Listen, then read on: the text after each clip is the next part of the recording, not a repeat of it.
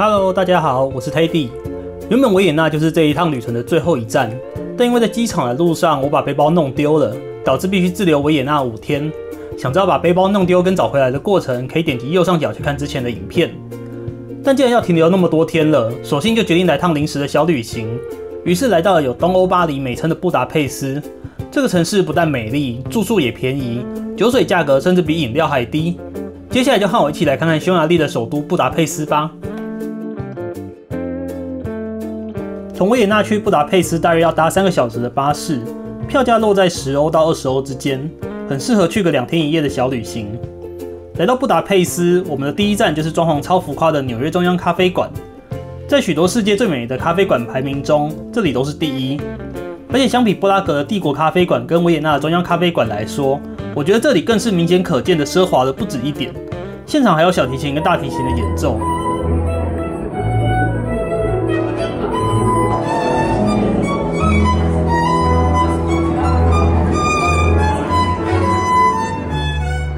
我们点了碗匈牙利牛肉汤跟匈牙利咖啡，牛肉汤蛮重咸的，但料相当的丰富。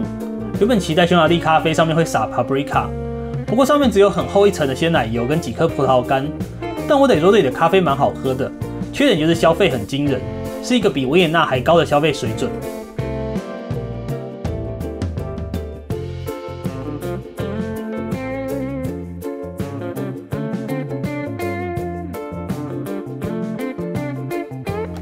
由于是临时起意的行程，所以我们在来的路上才搜寻今晚要住哪里。意外的发现，其实布达佩斯的住宿相当便宜，也有可能是因为晚鸟价格优惠。在闹区几个看起来不错的3星级饭店，一个晚上大约都落在台币2000元上下。后来我们选择了 Opera Garden Hotel， 离捷运站很近，旁边也有超市，一个晚上60欧元含早餐 buffet。最令人惊讶的是，饭店给了我们一间2层楼公寓，空间大到不行。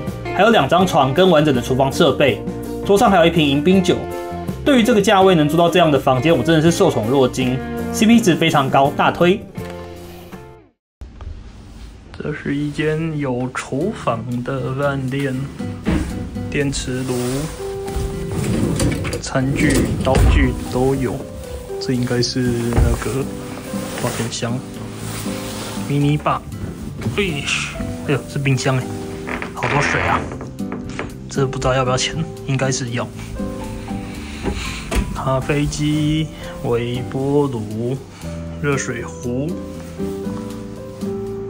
洗手槽，这应该就是水槽了。上面的话就是简单的餐具，2张单人床，然后还有2楼，待会再去拍2楼，连衣柜，然后放行李用的架子。很惊人的是这个厕所，大到一个不行啊！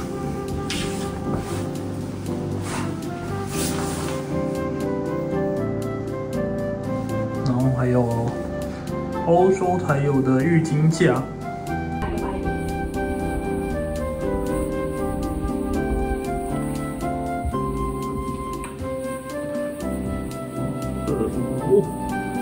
也是一张也是2张单人床的大小。那个小的衣柜，大的衣柜，然后冷暖气机。外面看出去就是这边出去就是柜台了。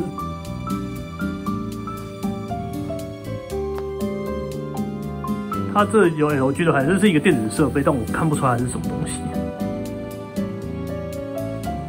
它只是一个有画的暖气机，这么疯吗？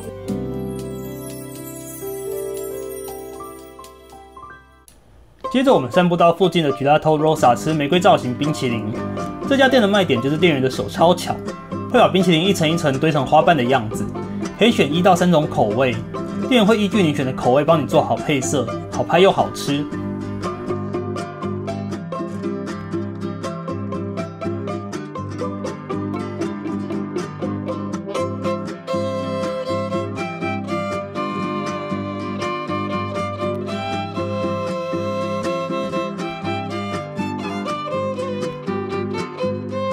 接着我们的目标是布达城堡，我们跟着大家缓缓地爬上城堡山，随着高度上升，布达佩斯的城市景观也渐渐映入眼帘。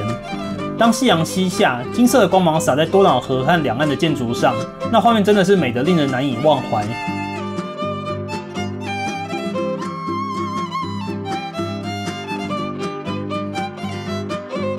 站在城堡上远眺对岸的国会大厦、锁链桥以及佩斯市区的灯火逐渐亮起，真的会让人爱上这座城市，让人暂时忘了一切烦恼。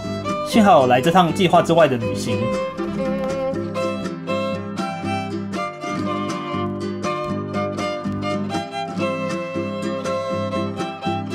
晚上回饭店前，我们还特地去超市逛了一圈，结果发现匈牙利的红酒跟甜酒都超级便宜，根本就是爱酒人的天堂。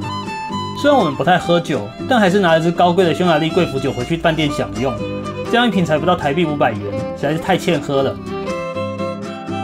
其实不只是酒，匈牙利的整体物价真的是蛮便宜的。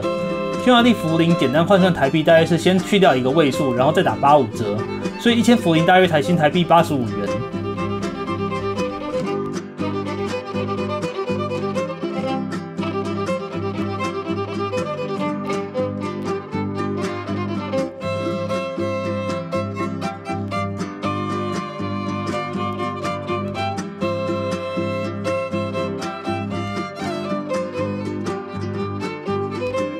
回到饭店，在房间的外面发现不但有苹果可以拿，甚至还有热红酒跟小饼干，实在舒服到不要不要的。隔天的早餐也很好吃，不过连早餐都有提供酒，匈牙利人真的是把酒当成水在喝吗？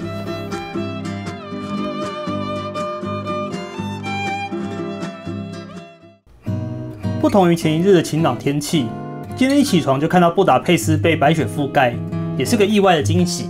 我们先从阿普拉站搭地铁出发。这一站就在匈牙利国家歌剧院的正前方，是布达佩斯地铁1号线最具代表性的车站之一，也是欧洲最古老的地铁路线之一。整个车站保持了19世纪末的设计风格，砖墙、复古告示牌和木质月台边缘都非常有味道，就像走进电影场景一样，很值得停下来拍几张照。我们搭乘电车来到了渔人堡，这里本来就像哈利波特里的城堡，白色的塔楼配上皑皑白雪，整个梦幻到不行。我们坐在堆满雪的长椅上，看着雪花缓缓飘落，整个城市静悄悄的，只有雪踩在地上的声音和远方教堂钟声，仿佛世界按下了暂停键。虽然冷到手指发麻，但拍出来的照片每一张都像明信片，真的值得早起来感受这份宁静又浪漫的氛围。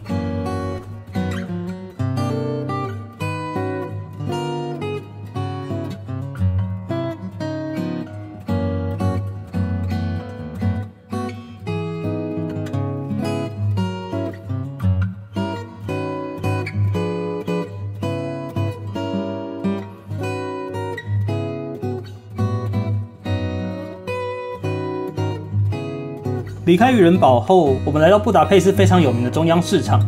这栋红砖建筑外观气派，屋顶还有彩色的镶嵌瓷砖，是城市的地标之一。一走进去就可以感受到非常传统的市场样貌，但是完全不会有臭味。1楼卖的是当地的新鲜食材、水果、肉品、起司跟各种香料。地下室也有现代的超市，满足各类型的需求。